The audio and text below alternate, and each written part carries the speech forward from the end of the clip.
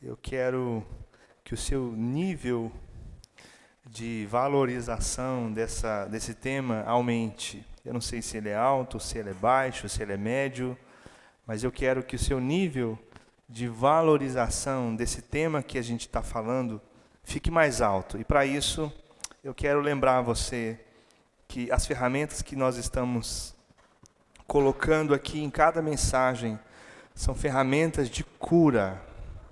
Amém? São ferramentas que foram instrumentos de cura. Todas essas verdades espirituais que estão sendo colocadas aqui, foram através delas que Deus me curou. Então você está diante de um homem curado, de uma crise de fé, só que aquilo que eu entrego para você em 40 minutos, em 30 minutos, Deus não me entregou em 40 minutos.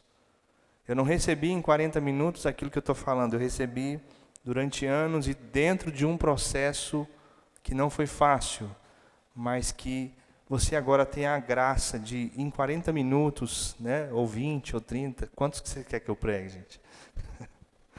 Eu quero ir até onde você aguenta, amém? Pastor, eu aguento 20 minutos, eu fico firme, depois do 20, aí não consigo mais. Se você quiser, a gente combina o tanto, amém? Porque o mais importante não é o tanto que eu vou falar, mas é o tanto que você vai lembrar, amém? Eu não sei quantas palavras eu vou falar aqui. A quantidade de palavras que eu vou falar não é o mais importante, mas é a quantidade de palavras que você vai guardar no seu coração.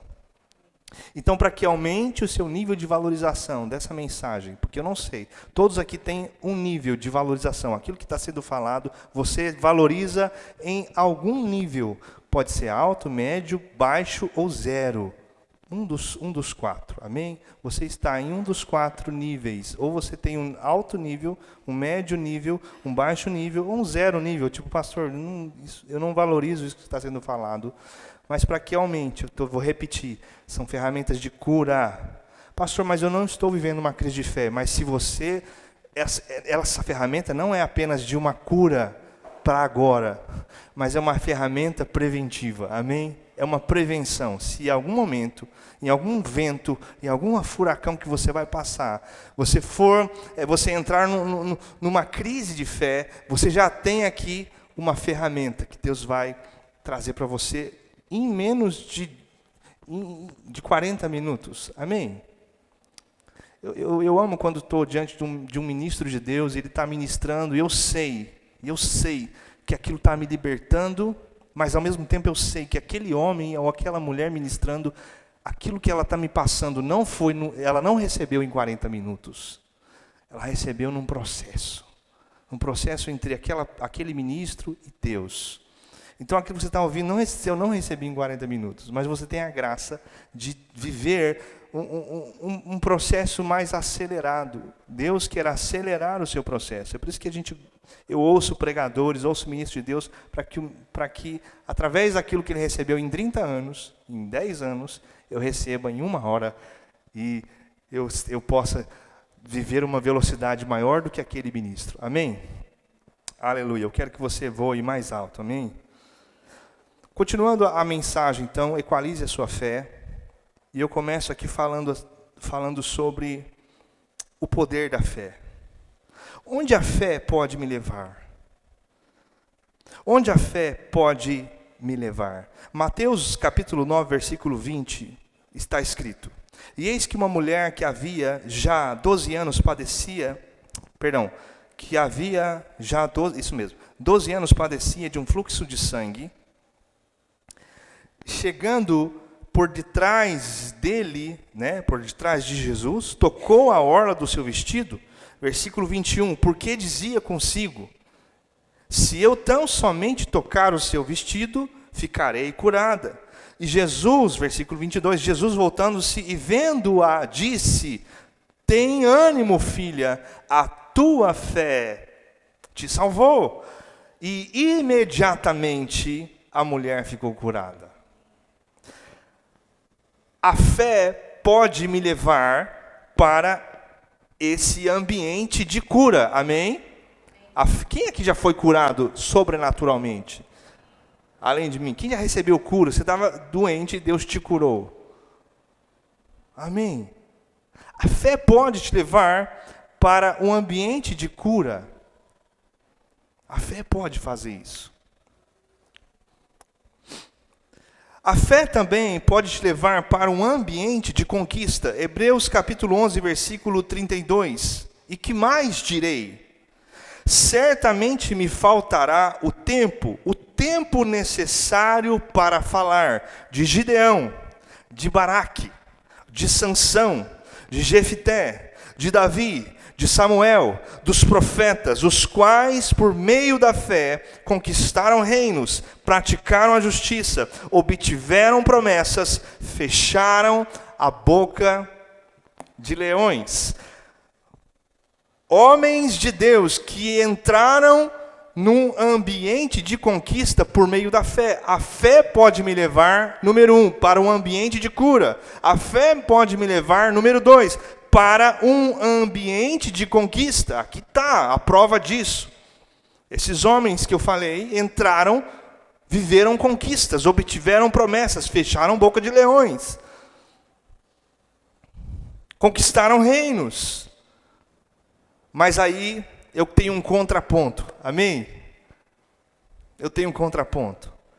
O propósito primário da fé. Aqui é para equalizar a fé, ok? O propósito primário da fé não é conquista. O propósito primário da fé não é cura. O propósito primário da fé não é vitória. Eu tenho um contraponto.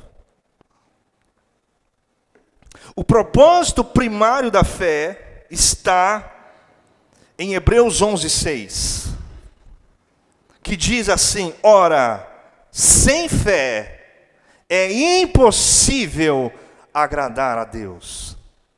O propósito primário da fé é agradar a Deus. Ora, sem fé é impossível agradar a Deus, porque é necessário que aquele que se aproxima de Deus creia que Ele existe e que é galardoador daqueles que o buscam.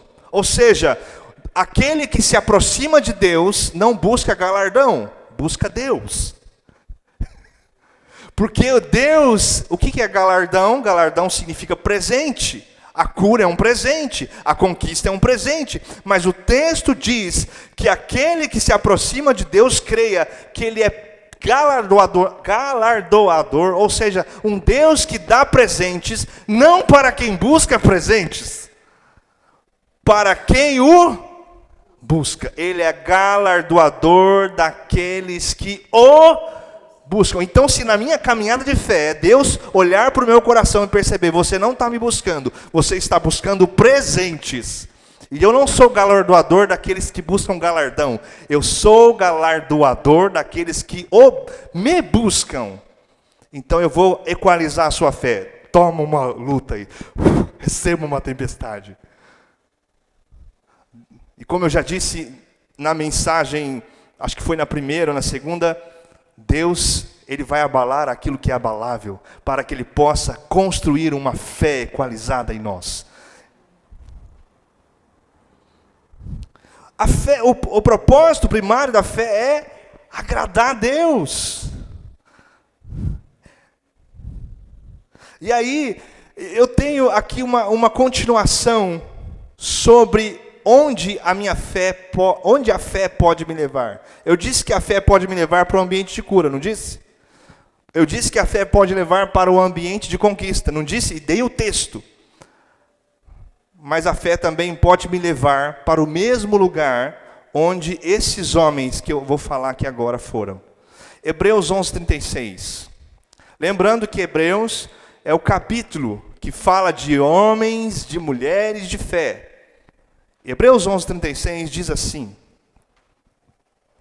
outros, está escrito assim, outros, ou seja, outros homens, outras mulheres, e aqui não cita o nome, só fala assim, outros, por sua vez, passaram pela prova. Lembra que Hebreus 11 é uma lista de homens de fé, de mulheres de fé? Falou de falou de Abel, falamos de Abraão, falamos de Raabe, tem Moisés. Quem mais que tem lá? Eu esqueci. Tem muitos homens lá e mulheres de fé. E aqui continua no 36. Outros, por sua vez,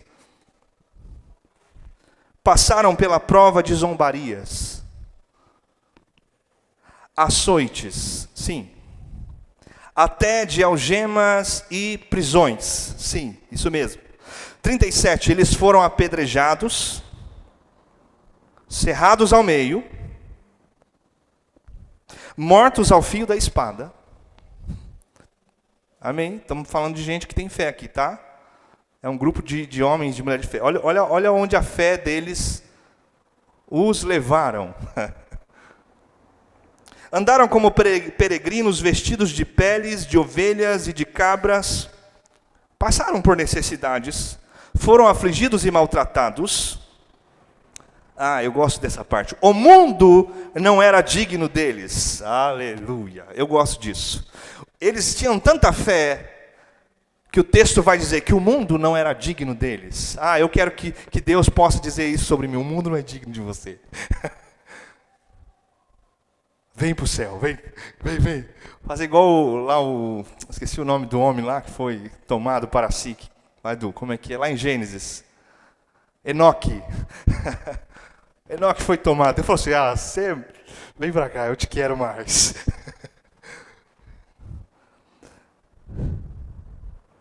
Foram afligidos, maltratados. O mundo não era digno deles. Andaram errantes pelos desertos, pelos montes, pelas covas, pelos antros da terra. Todos estes, mesmo tendo obtido bom testemunho por meio da fé, olha como termina o texto. Todos estes, mesmo tendo obtido bom testemunho por meio da fé, não obtiveram a concretização da promessa. Não receberam a promessa. Não viveram a concretização da promessa. Todos estes, eu torço muito que você esteja junto comigo nessa mensagem. Eu torço muito para isso. Meu coração está torcendo muito. Todos estes, mesmo tendo obtido esse testemunho tão maravilhoso, homens e mulheres que tinham uma fé admirável, todos estes, mesmo assim, não obtiveram a concretização da promessa. A fé pode me levar para o ambiente de cura, sim. A fé pode me levar para o ambiente de conquista, sim. Mas a fé também pode me levar para um ambiente de constância. A fé equalizada. A fé equalizada, ela pode me levar para um ambiente de cura, pode me levar para um ambiente de conquistas, mas ela também pode me levar para um ambiente de constância, onde mesmo que as coisas não aconteçam, eu continuo firme na minha fé. Uma fé equalizada é como a fé desses homens aqui, dessas mulheres, que mesmo não obtendo a concretização da promessa, o texto diz, o mundo não era digno deles, foram cerrados ao meio, pela fé. Amém. Equalize a sua fé. Equalize a sua fé. Equalize a sua fé. Ambiente de constância. 1 Coríntios capítulo 15, versículo 58 diz, portanto, meus amados irmãos, sede firmes e constantes, sempre abundantes na obra do Senhor, sabendo que o vosso trabalho não é vão no Senhor. O apelo do apóstolo Paulo é esse, sejam constantes, fiquem firmes, aconteça o que acontecer, não se apavorem, não abandonem a posição que vocês têm em Cristo, aconteça o que acontecer, fiquem firmes, o teu trabalho não é vão no Senhor. Ainda, mesmo que você morra hoje, e mesmo que você não alcance a promessa que você tanto quer, pastor, eu tenho uma promessa de Deus na minha vida. Uma promessa, quem tem promessa não morre. Eles falam essa frase, né? Quem tem promessa não morre. Mesmo que você não alcance a promessa, ainda assim, o seu trabalho não é vão no Senhor. O seu trabalho não é vão no Senhor.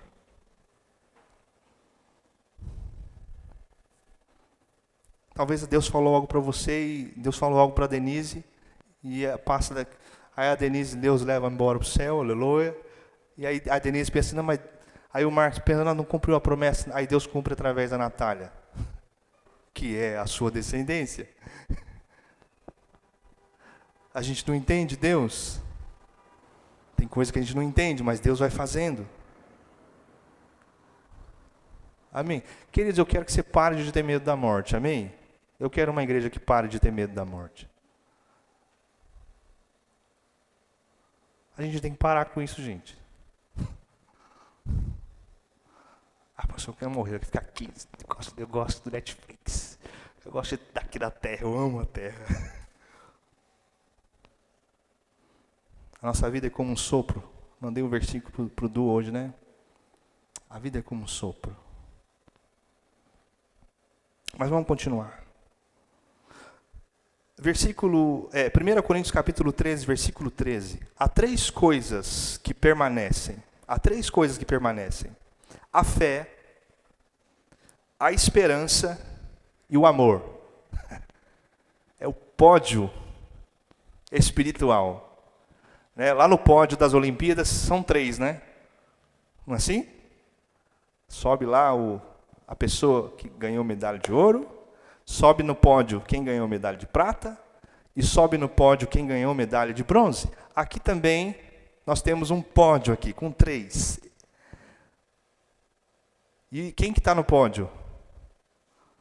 Amor. Aliás, a fé, permanecem a fé, a esperança e o amor. Aí a gente pensa o quê? Que a fé está no primeiro, né? Porque a fé foi falada primeiro. A fé, a esperança e o amor. Mas aí, a gente, como diz o ditado, a gente cai do cavalo quando o texto diz assim, o maior de todos é o amor. O autor não quis respeitar a lógica da língua portuguesa aqui, não. Primeiro, mesmo porque não estava escrevendo em português. Mas no português nós escreveríamos, né? Na ordem, né? Por ordem de importância. Mas ele escreve, há três coisas que permanecem, fé, esperança e amor. Aí você pensa, fé, esperança e amor. Fé, esperança e amor. Fé, esperança e amor. Então fé vem primeiro, esperança e amor. Mas aí ele chuta a nossa canela e diz, o maior de todos é o amor. Para que você tenha uma fé equalizada, você precisa lembrar disso. Que quem leva a medalha de ouro é o amor. Amém? Se você quer ter uma fé equalizada, lembre-se de uma coisa. Quem tem que carregar a medalha de ouro é o amor. Se na sua vida a fé carrega a medalha de ouro, essa fé não está equalizada. Quem carrega a medalha de ouro é o amor. E pastor, e a medalha de prata? Quem carrega? O texto não diz. Mas eu preguei, a primeira mensagem eu expliquei o que é fé e o que é esperança. Quem carrega a medalha de prata? A fé ou a esperança? Pastor, não sei, porque o texto não diz, e realmente não diz. Mas eu preguei no primeiro domingo, a primeira mensagem, eu expliquei o que é fé e o que é esperança. E se você prestou atenção, você sabe quem leva a medalha de prata. Se você estava aqui, nesse culto, de corpo, alma e espírito, você sabe quem ganhou a medalha de prata. Se foi a esperança ou se foi a fé. Mas a medalha de ouro, o texto, ele deixa assim, evidente. Não há dúvidas de que a medalha de ouro é o amor. Pastor, por que o amor é maior que a fé? Uma boa pergunta, sim ou não? Por que o amor é maior que a fé? E eu te explico. O amor é maior que a fé, porque a fé, a raiz da fé, escuta isso, porque a raiz da nossa fé precisa ser o amor. Amém? Quando você olha para uma planta, uma árvore, você percebe folhas, frutos, você percebe o tronco, mas tem algo que você não vê. O que você não vê? Está escondido a raiz da planta. E aquela árvore tão bonita, com folhas tão bonitas, e com frutos tão maravilhosos, aquela árvore está sendo nutrida, alimentada, através da raiz. O amor é maior que a fé, porque o amor precisa ser a raiz da minha fé. Pela fé, nós fazemos tudo o que fazemos, nós nos dedicamos na obra. Pela fé, nós curamos os enfermos, amém ou não amém? Pela fé, nós pregamos o Evangelho. Pela fé, nós fazemos muitas coisas, mas quando Deus olha para tudo o que fazemos, Ele não fica impressionado só com aquilo que fazemos. Deus não para naquilo que é visível, Ele não olha apenas para aquilo que fazemos, porque quando Deus olha para aquilo que fazemos, Ele percebe a nossa fé. Lembra que a fé é visível? Lembra que fé dá para ver? Então quando Deus olha para a nossa fé, olha para as nossas obras, que são obras de fé, Deus, Ele vai além das obras, além daquilo que eu operei através da fé. Deus vai e olha diretamente para a raiz. E Ele quer perceber o que tem na raiz. E o que Deus deseja encontrar na raiz da nossa fé é amor. Pastor, de onde você tirou isso? Do próprio texto. Olha o que o texto diz, 1 Coríntios capítulo 13, versículo 1. Ainda que eu falasse a língua dos homens e dos anjos e não tivesse amor, seria como metal que soa, como sino que tine. Ou seja, aqui nós temos alguém falando a língua dos anjos. Ainda que eu tivesse o dom de profecia e conhecesse todos os mistérios e toda a ciência, e ainda que tivesse toda a fé de maneira tal que transportasse os montes, ainda assim, gente, transportar os montes, imagina, você tem uma fé que você consegue transportar os montes, ainda assim. E se eu não tivesse amor, eu nada seria, ainda que eu distribuísse toda a minha fortuna para sustento dos pobres, e ainda que eu entregasse o meu corpo para ser queimado, e não tivesse amor, não adianta nada. Por isso que o amor é maior que a fé, porque o amor é a raiz da nossa fé. Por trás da nossa fé, por trás daquilo que fazemos, porque cremos, Deus, Ele olha e deseja encontrar amor. Essa fé é equalizada. Uma fé que tem como raiz o amor é uma fé equalizada. No casamento, por exemplo, quantas coisas não saem do jeito que queremos. E a gente nós cedemos, né? Não, agora vai ser do jeito da Sara. Agora vai ser do meu jeito. E assim a gente vai. Assim os anos vão passando, né? Hoje vai ser do jeito da Sara, hoje vai ser do meu jeito. E mesmo que as coisas não estejam do jeito que queremos, no casamento, que é um bom exemplo, ainda assim nós fazemos o quê? A gente permanece. Por quê? A gente permanece. Por que a gente permanece, gente? Por que a Denise já ficou de saco cheio com o Marco, mas permaneceu?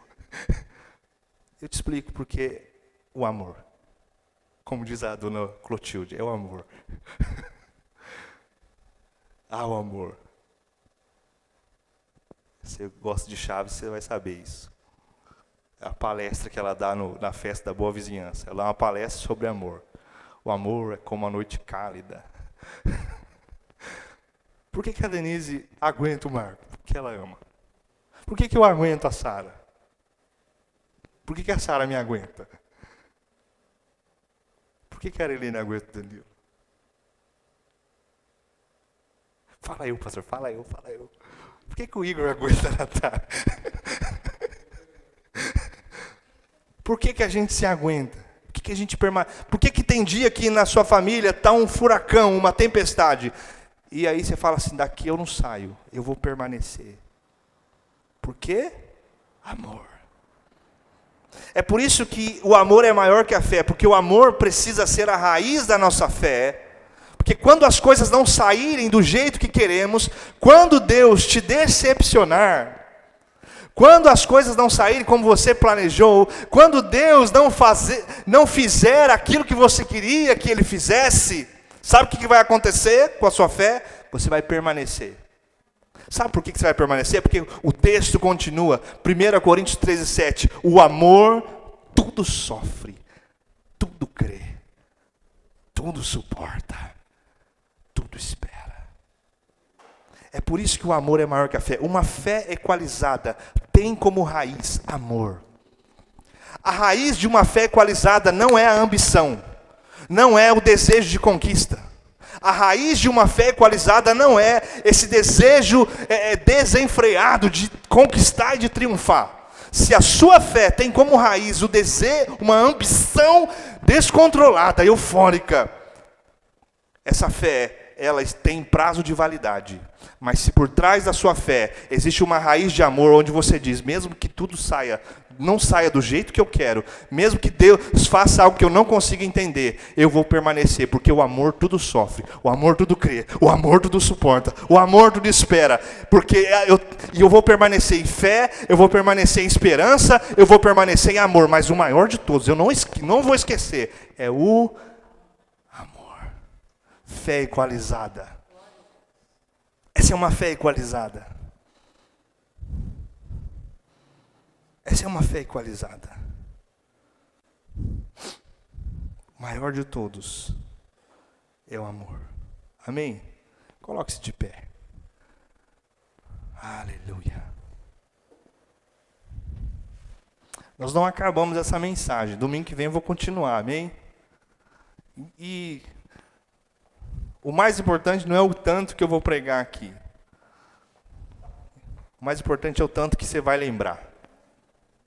Pastor, prega 20, prega 40. Qual é o padrão de pregação? 40, 20? Não tem um padrão. Porque o mais importante não é o tanto que eu prego. Eu queria pregar 1 hora, umas 2 horas. Mas eu sei que você não vai lembrar quase nada. Então não adianta. Eu aguento ouvir uma pregação de 1 hora, porque eu ouço muitas pregações. Então eu aguento. Só que tem gente que não aguenta, né? É igual na academia. A gente pega o peso que aguenta. Então, eu não posso querer colocar um peso sobre você que você não aguenta. Porque aí você vai dormir e tal. Né? Lá na academia tem uns exibidos que pega peso maior que a gente. Eu fui num curso e o pastor pregou. Esse pastor pregou a manhã inteira e pregou a tarde inteira. E eu prestei atenção em tudo que ele falou. Mas eu vi que no meio do curso tinha muita gente já para lá de Bagdá, né, como diz o ditado. Então, o mais importante não é o tanto que eu prego, é o tanto que você lembra. E são ferramentas de cura. Pastor, eu estou passando por uma crise de fé, então você vai ser curado. Pastor, eu não estou passando uma crise de fé, mas você está sendo vacinado. Se daqui a 1 ano você enfrentar um furacão, um vento, e a sua fé ficar abalada, você vai ter ferramenta para passar por essa tempestade. Você vai ter a ferramenta, você vai poder fazer como esses homens aqui fizeram, como essas mulheres aqui fizeram. Eles viveram grandes tempestades, mas o mundo não era digno deles. Sabe por que esses homens lá de Hebreus viveram o que viveram? Porque a raiz da fé deles não era um desejo de conquista e um desejo eufórico. A raiz da fé deles era, eu amo a Deus. Não importa o que aconteça. Eu amo Deus. A cruz do Calvário é o beijo mais romântico que eu recebi. E a cruz do Calvário foi suficiente para convencer o meu coração de que Deus me ama. Eu não preciso de uma nova prova de amor. Eu não preciso orar e dizer, Senhor, prova que me ama. E faz isso. É uma oração infantil. Deus te ama. Aleluia. Nós vamos adorar Jesus.